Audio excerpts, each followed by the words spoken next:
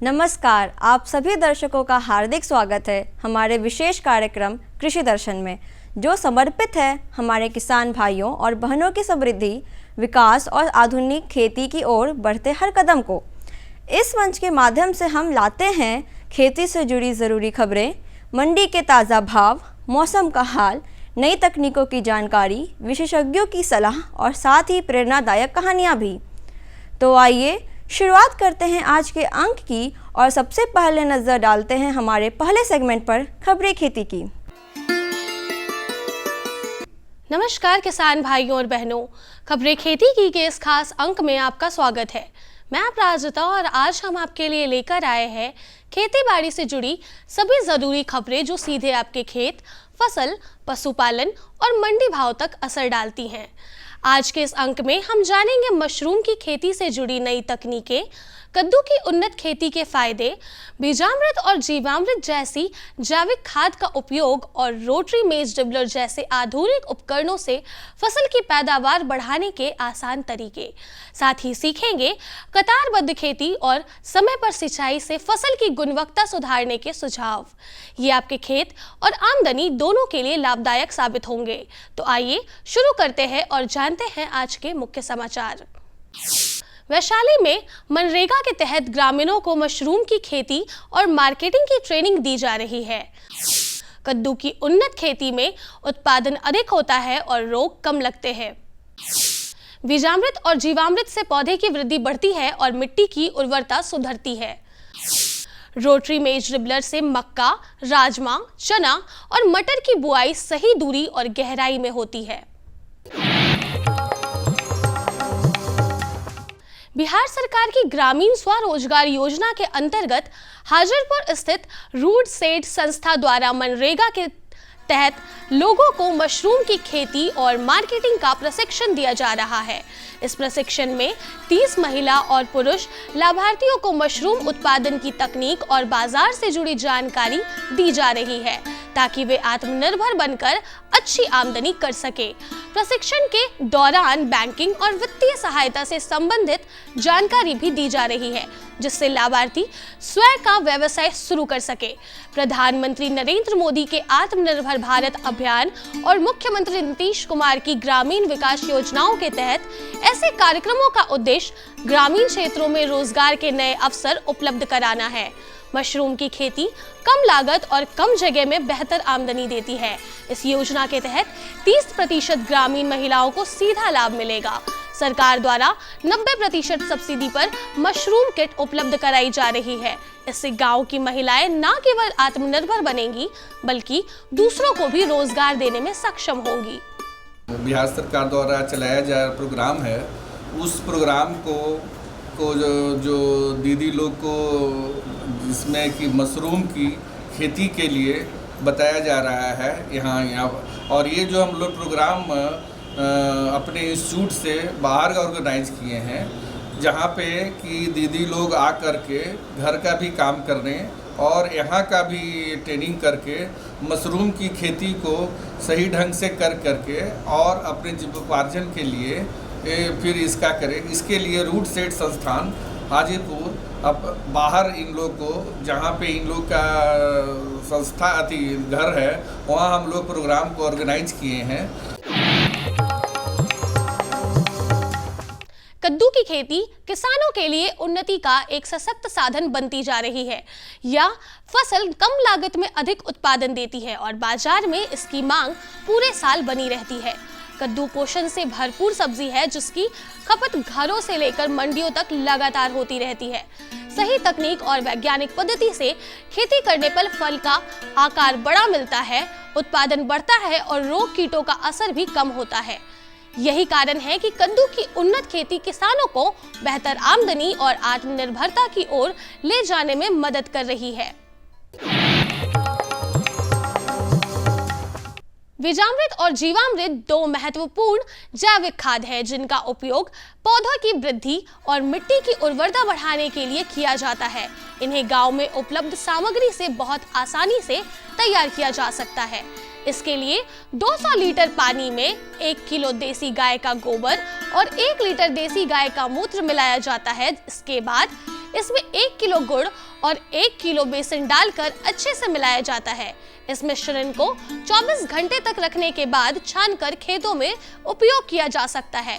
बीजामृत और जीवामृत पौधों को तेजी से बढ़ने में मदद करते हैं और उनकी जड़ों को मजबूत बनाते हैं। साथ ही मिट्टी की गुणवत्ता और उसकी उर्वरता में सुधार करते हैं। ये रासायनिक खादों का एक सुरक्षित और सस्ता विकल्प है। इनके प्रयोग से किसान भाइयों को लागत में बचत होती है और फसलें अधिक स्वस्थ और मजबूत बनती हैं। रोटरी मेज डिबलक एक आधुनिक कृषि उपकरण है जिसे हाथ से चलाया जाता है।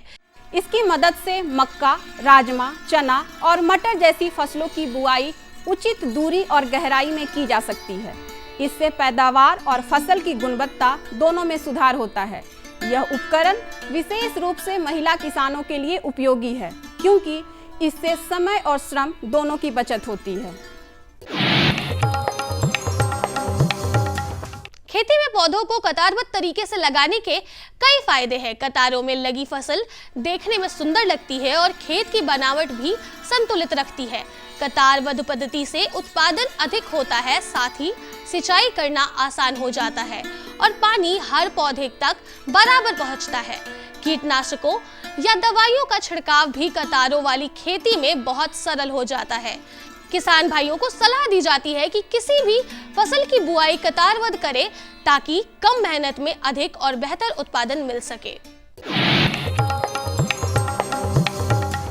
वैशाली जिले के किसान बिकिन पासवान सभी प्रकार की खेती करते हैं। वे समय समय पर फसल की देखभाल के लिए कीटनाशकों का भी संतुलित प्रयोग करते हैं। इन दिनों वे बैंगन की खेती कर रहे हैं। उनका कहना है कि बैंगन की खेती से उन्हें अच्छी आमदनी हो रही है। सही समय पर सिंचाई, खाद और रोग नियंत्रण के कारण उनकी फसल की गुणवत्ता बेहतर रहती है। तो बैंगन हम लोग बोते हैं तो डाई पड़ता है, खल्ली पड़ता है, उड़िया पड़ता है, खाद 3-4 किस्म के जैसे खाद है, बायोजान बहुत तरह के खाद है। हम लोग पटाते हैं, वह मंडी में ले जाते हैं। करीब पूंजी लग जाता है 25,000 रुपया लग जाता है पूंजी 1 बीघा में। इसी तरह से कहाँ बेचते हैं इसको? बाजार समिति बेचते हैं, न तो गुदरी मार्केट में बेचते हैं। हाँ। कितना आ जाता है सर? 25,000 रुपये ई सब में। हाँ, 40,000 50,000 रुपया हो गया यदि भाव रह गया तब। किसान भाइयों, अब एक नजर डालते हैं पटना की प्रमुख मंडियों पर और जानते हैं आज के बाजार भाव। अरहर दाल 10,000 रुपये प्रति क्विंटल, चना दाल 7,650 रुपये प्रति क्विंटल, मूंग दाल 9,800 रुपये प्रति क्विंटल, मसूर दाल 7,300 रुपये प्रति क्विंटल।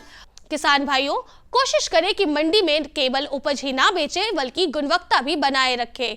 साफ सुथरी और ठीक तरह से पैक की गई उपज का हमेशा अच्छा भाव मिलता है। याद रखें, अच्छी गुणवत्ता ही आपको बाजार में पहचान दिलाती है। आज पटना और आसपास के इलाकों में तापमान लगभग 32 डिग्री सेल्सियस से 37 डिग्री सेल्सियस के बीच रहने की संभावना है। दिन गर्म और आर्द्र रहेगा। सुबह और शाम हल्की धूप के साथ बादल छाए रह सकते हैं, जिससे वातावरण में नमी बनी रहेगी। इस मौसम में फसलों को पर्याप्त पानी देना आवश्यक है, खासकर ताजा रुपाई हुई या युवा पौधों की। किसान भाइयों को सलाह है कि दिन के सबसे गर्म समय में खेत में काम कम करें और पौधों की सिंचाई सुबह या शाम के समय करें ताकि पानी की कमी या गर्मी से नुकसान ना हो।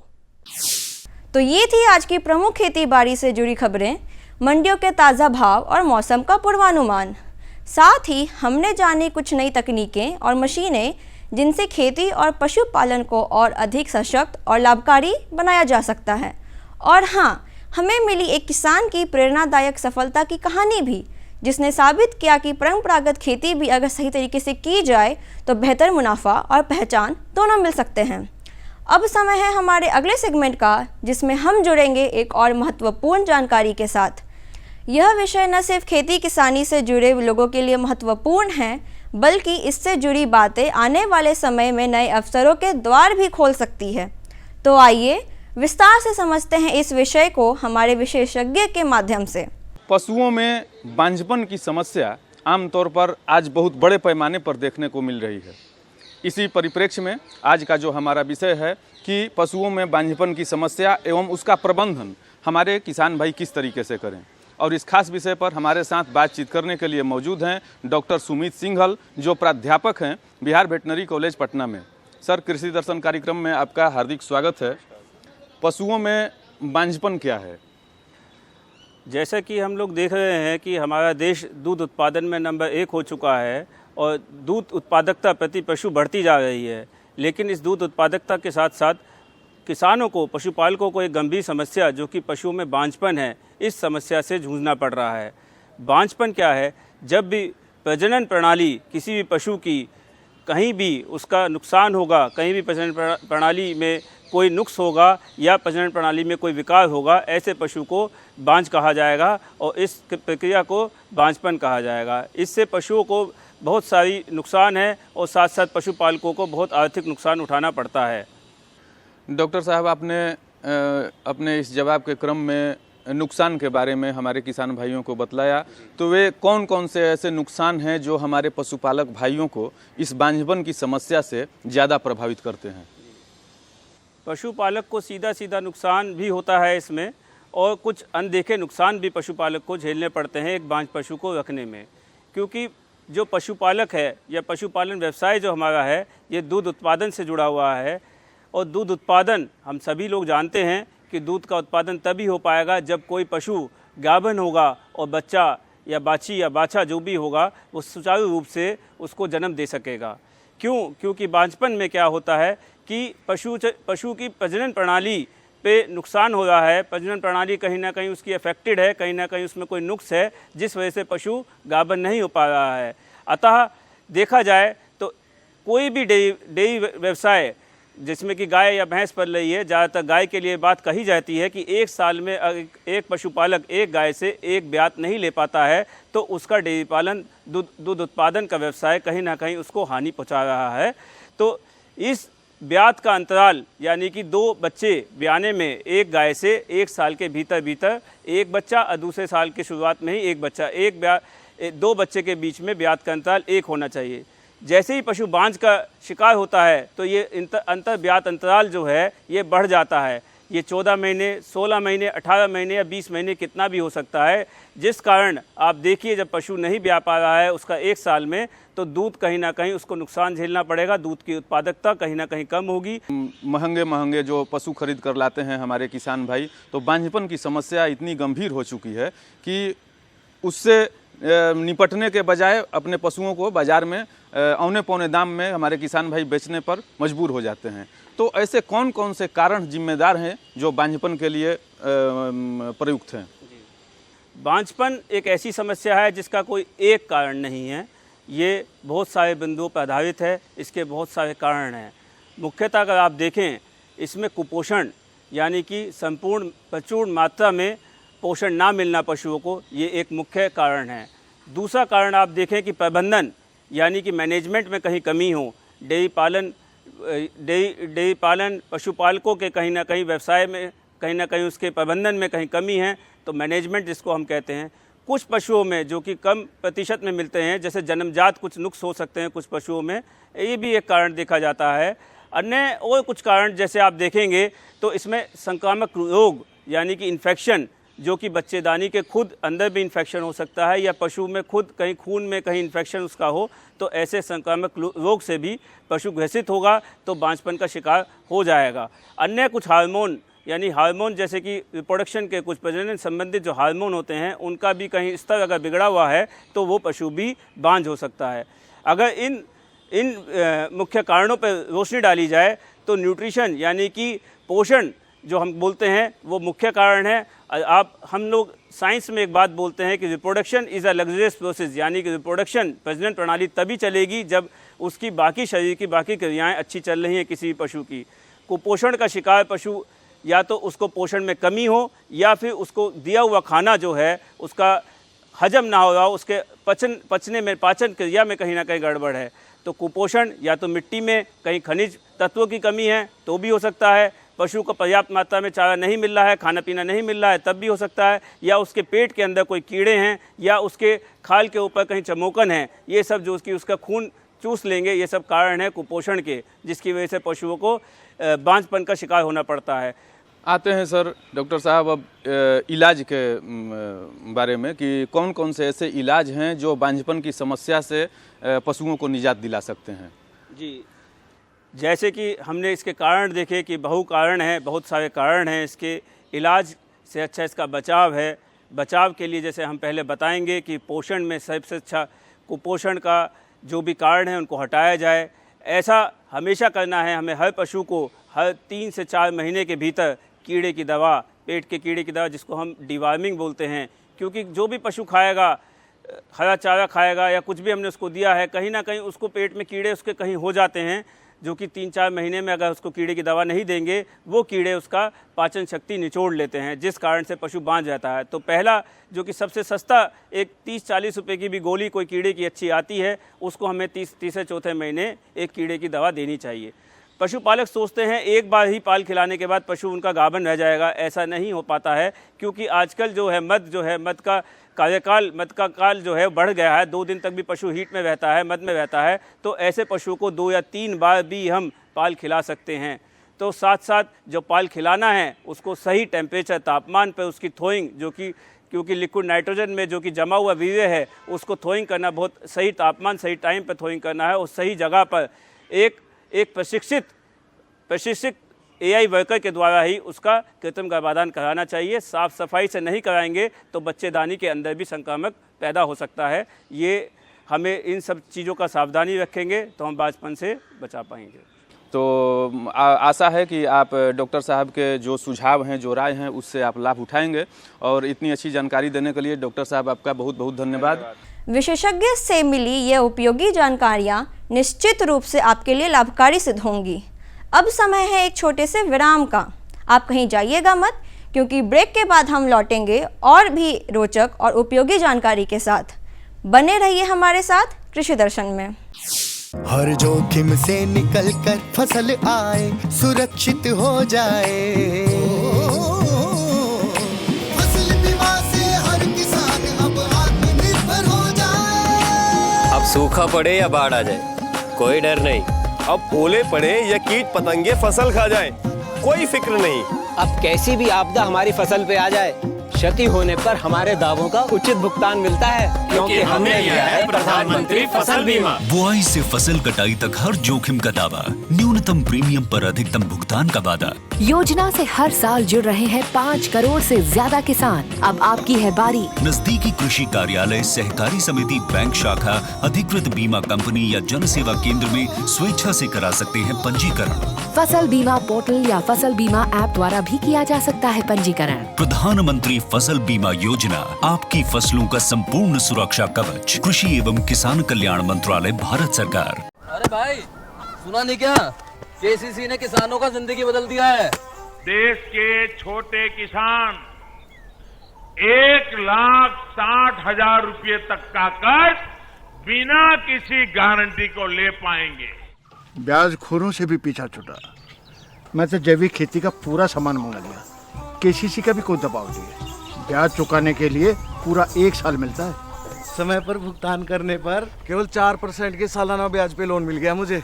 अपना आधार कार्ड, लेटेस्ट फोटो और जमीन के कागजात लेके अप्लाई करो बस। और नामांकन भरने के लिए जेब भी ढीली नहीं करनी पड़ी।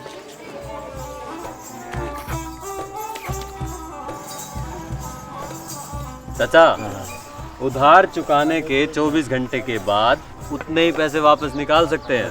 KCC ने किसानों की जिंदगी वाकई बदल दी है। तो आप भी किसान क्रेडिट कार्ड अपनाएं और सहजता से ऋण पाएं। ब्रेक के बाद एक बार फिर से स्वागत है आपका हमारे खास कार्यक्रम कृषि दर्शन में। अब पेश है हमारा अगला सेगमेंट, एक संक्षिप्त लेकिन ज्ञानवर्धक फीचर फिल्म, जिसमें हम देखेंगे खेती से जुड़े महत्वपूर्ण विषय पर एक रोचक प्रस्तुति। तो आइए देखते हैं आज की यह विशेष फिल्म। ये है नया बदलता भारत, जहां कृषि को मिल रही है तकनीक की ताकत। आज युवा किसानों की आधुनिक दृष्टिकोण और नवाचार कृषि में नई उम्मीदें जगा रहे हैं। आधुनिक कृषि की ये नई तस्वीर खेती को प्रभावशाली और सुसंगत व्यवसाय बना रही है। कृषि के पुराने तरीकों से कीट, रोग और मौसम में उतार चढ़ाव जैसी समस्याओं का समाधान संभव नहीं है। इस बात को समझते हुए माननीय प्रधानमंत्री श्री नरेंद्र मोदी जी ने कृषि को भी धीरे धीरे हाईटेक बनाने की पहल की है। ड्रोन टेक्नोलॉजी हमारे कृषि सेक्टर को दूसरे लेवल पर ले जाने वाली है। किस जमीन पर कितनी और कौन सी खाद डालनी है, मिट्टी में किस चीज की कमी है, कितनी सिंचाई करनी है, ये भी हमारे यहाँ अंदाजे से होता रहा है। ये कम पैदावार और फसल बर्बाद होने का बड़ा कारण रहा है। लेकिन स्मार्ट टेक्नोलॉजी आधारित ड्रोन यहाँ भी बहुत काम आ सकते हैं। प्रधानमंत्री जी के दूरदर्शी नेतृत्व में केंद्रीय कृषि एवं किसान कल्याण मंत्रालय बड़ी तेजी से किसानों को टेक्नोलॉजी से जोड़ रही है। सरकार कृषि कार्यों के लिए ड्रोन के उपयोग को प्रोत्साहित कर रही है। किसान ड्रोन कृषि उद्योग में क्रांति ला रहा है। यह तकनीक भारतीय कृषि समुदाय का भविष्य है। ड्रोन का प्रयोग पारंपरिक खेती के तरीकों को बदल रहा है। ड्रोन एक आधुनिक तकनीक एक नई आई है, जिससे हमें उससे बहुत फ़ायदा हो रहा है। जो दवाई डाल देते हैं ड्रोन में उड़ के स्प्रे करती है जैसे, और दवाई भी छिड़कती है, हम बचाव होता है, शरीर का बचाव होता है, उससे बहुत सारे फ़ायदे हैं। पहले हम स्प्रे करते थे मशीन में 100 लीटर पानी 200 लीटर पानी में 1 किलो स्प्रे होती थी, अब उसमें 10 लीटर पानी में 1 किलो स्प्रे होती है।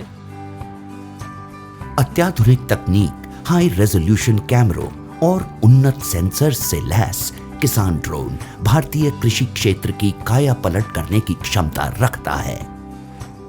कीटनाशकों और उर्वरकों का छिड़काव, हवाई निगरानी, फसल और मृदा स्वास्थ्य की निगरानी, बीजारोपण, क्षतिग्रस्त फसलों का आकलन और फसल बीमा के दावों का तेजी से निपटान के अलावा फसलों के स्वास्थ्य संबंधी रियल टाइम जानकारी दे सकता है।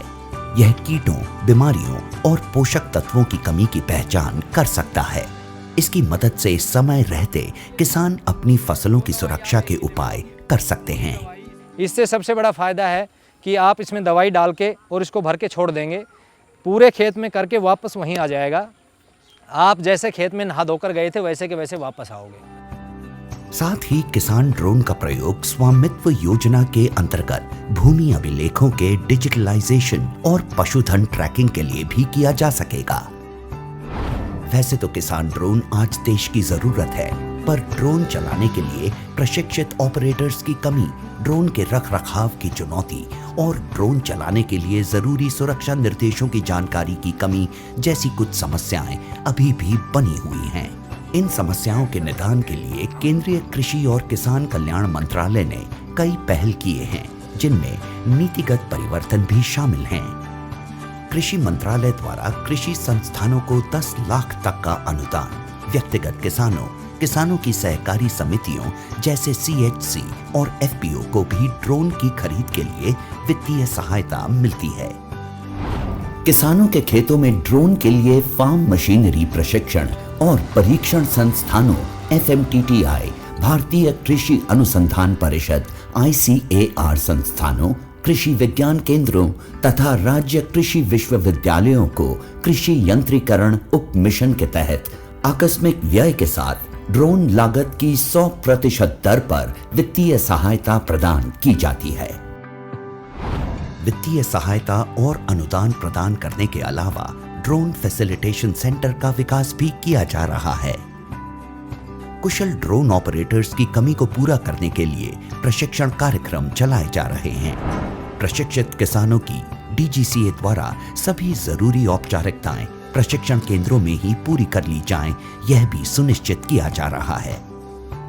ड्रोन प्रौद्योगिकियों के अनूठे लाभों को ध्यान में रखते हुए मंत्रालय ने ड्रोन के जरिए 10 तरह के फसलों पर कीटनाशक के छिड़काव हेतु मानव संचालन प्रक्रिया SOP जारी किए हैं।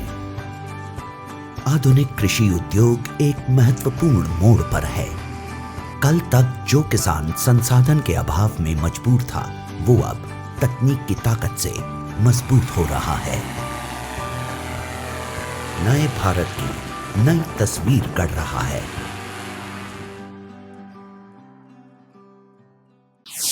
तो दर्शकों, यही था कृषि दर्शन का आज का अंक, जहां हमने जानी खेती से जुड़ी अहम खबरें, मिले विशेषज्ञ की सलाह, देखी आधुनिक तकनीक और उपकरणों की जानकारी और सुनी एक प्रेरणादायक सफलता की कहानी। हमें पूर्ण विश्वास है कि यह कार्यक्रम आपके लिए उपयोगी और जानकारी पूर्ण रहा होगा। हम फिर हाजिर होंगे ऐसे ही और भी रोचक और ज्ञानवर्धक विषयों के साथ। तब तक आप स्वस्थ रहें, खुशहाल रहें और खेती के क्षेत्र में लगातार आगे बढ़ते रहें। नमस्कार। हमारा पता है कृषि दर्शन, कमरा नंबर 203, द्वारा केंद्र निदेशक, दूरदर्शन केंद्र पटना, फ्रेजर रोड, पटना।